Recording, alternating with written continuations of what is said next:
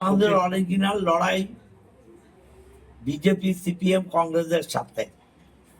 দল মনে করেছে যে আমার চাইতেও দেবাংশু ভালো হবে, কারণ এরা যুবক, এরা অনেক বেশি ফাইটার, আর দেবাংশুর একটা লড়াকু ইমেজ আছে, অতএব নিশ্চয়ই ভালো হবে। দল মনে করেছে এখানে বিজেপিকে হারাতে গেলে আমাদের চাইতেও দেবাংশু জোরদার শক্তিশালী প্রার্থী হবে, তাই ওকে দিয়েছে। আমাদের অরিজিনাল লড়াই তো বিজেপির সঙ্গে, তো বিজেপিকে যে হারাতে পারবে দলনেত্রী তার কথাই ভেবেছেন, দিয়েছেন ওকে, সবাই আমরা করব। না, আমার সাথে কিছু কথা হয়নি। কথা বলার প্রয়োজন আছে নাকি? যেখানে দিদিমণি অভিষেক সিদ্ধান্ত নিচ্ছে, এরা দলের সর্বময় কর্তা, আমরা তো চুনোপুটির লোক, আমাদের সাথে কেন কথা বলবে বলুন?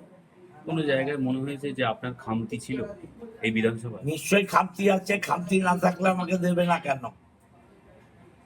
আমি যেটা মনে করছি খামতি নেই, ওরা মনে করছে খামতি আছে।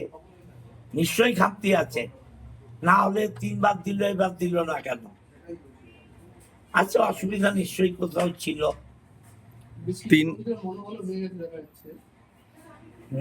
অনেক কর্মী আপনার কাছে এসছে, কেউ কাঁদছে, কেউ দুঃখ করছে, কেউ এরা বলছে এটা হবে, আস্তে আস্তে ঠিক হয়ে যাবে। শুধু 3বারের বিধায়ক নয়, প্রথম থেকে মমতা ব্যানার্জির ছায়া সঙ্গে কোনো জায়গায় কি মনের কোনো একটু কষ্ট হচ্ছে? না না, আমার কোনো কষ্ট নেই। এত মানুষের মধ্যে 3 বার আমাকে টিকিট দিয়েছে, এই না বাবার কি, আমার কতটুকু আমার ক্ষমতা আর কতটুকু আমার যোগ্যতা। আমার যোগ্যতার বাইরে দল আমাকে দিয়েছে, অনেক দিয়েছে, থ্যাঙ্কস টু দল। 2011 লড়াই তো আরো বেশি কঠিন ছিল, তখন আপনি দলের কাণ্ডারি ছিলেন চুঁচুড়া বিধায়ক হিসেবে। অভিষেক এবং দিদি মনে করেছে আমার চাইতে দেবাংশু বেটার হবে, ওকে থ্যাঙ্কস, ধন্যবাদ জানালাম দলকে। লড়াই তো হবে বিজেপির সাথে। কোথাও কি আবেগপ্রবণ হয়ে পড়ছেন? না না, কোনো আবেগের প্রশ্নই নেই, কোনো আবেগের প্রশ্ন নেই। ছেলেরা এসছে, মেয়েরা এসছে, কান্নাকাটি করছে, স্বাভাবিক। আমি তো বড়, আমার সেটা কষ্ট হচ্ছে, দিস না, এর বেশি কিছু নয়। এতদিন ধরে মানুষের সঙ্গে ঘুরেছেন, মানুষের কাছে গেছেন, সেই সময়টা কিভাবে পূরণ করবেন?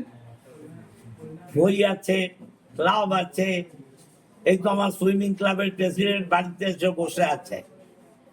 ক্লাব করব, মাঠ করব, বই পড়বো, সময় কাটাবো, আর নিশ্চয়ই একদম তো বেকার হয়ে যাব না। যদি মনে করি আবার উঠে নামবো, প্র্যাকটিস করব। লয়ার ডিগ্রিটা আছে, বার কাউন্সিলের সার্টিফিকেট আছে, কোর্টে নেমে যাব। রাজনীতি কিভাবে সন্ন্যাস নিচ্ছেন না? না, রাজনীতি আর করবো না, রাজনীতি আর করবো না। তাহলে কি সন্ন্যাস নিলেন? রাজনীতি থেকে বিশ্রাম নিলাম। দল যদি কাজ করতে হলো তবে দল কাজ করতে বললে আমাকে করতে হবে নাকি? আমি কার ঠিকা চাকর নাকি? এই যে আপনি যে 24 দেবাংশ হয়ে প্রচারে বেরোবেন? দেবাংশু এলে ভাববো।